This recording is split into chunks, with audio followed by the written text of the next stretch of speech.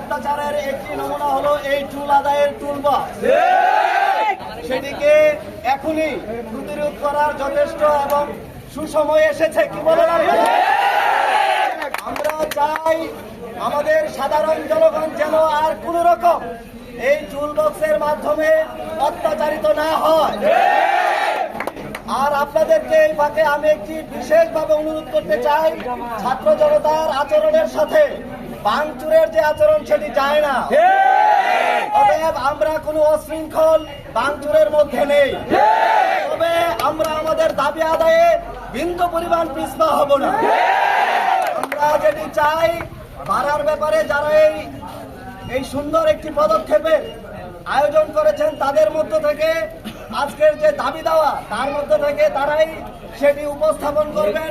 বিশেষ করে এই মুহূর্তে আমি যেটি জানতে পেরেছি যে বিকালের মধ্যেই এই ফেরির বিভিন্ন যানবাহনের যে ভাড়ার তালিকা সেটি তারা প্রকাশ করবে।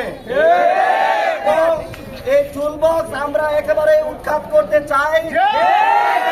এটি যে একটি প্রক্রিয়ায় এসেছে সেটি কিভাবে উৎখাত করা যায় অথবা সমূলে উৎপাদন করা যায় সে ব্যাপারে যারা বিজ্ঞ রয়েছেন সকলের পরামর্শ সাপেক্ষে সেটি করা দরকার। আপনারা কি মনে করেন?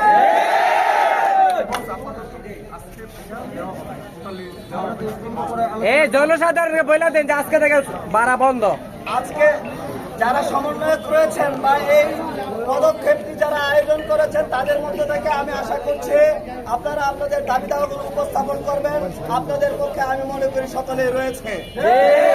যাই হোক, সুপ্রিয় সুধী, আপনাদের সকলের মঙ্গল কামনা করছি।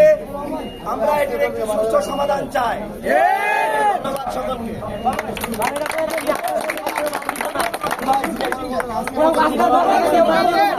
আমরা বলতে চাই, এই স্বাধীন রাষ্ট্রে সবাই স্বাধীনতা ফিরে পায়। এই রাষ্ট্রের মাঝে কোনো চাঁদাবাজ চলবে না। আর আমরা ছাত্র সমাজ একটা নির্ধারিত একটা চার্ট করবো। এই চার্টের নিয়ম অনুযায়ী আমাদের ফেরি টুল বক্সের টাকা দেওয়া হবে। এর বাইরে একটা টাকা দেওয়া হবে না। সবাই একমত?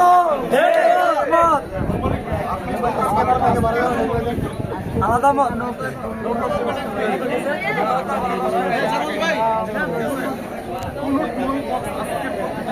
চলবে না।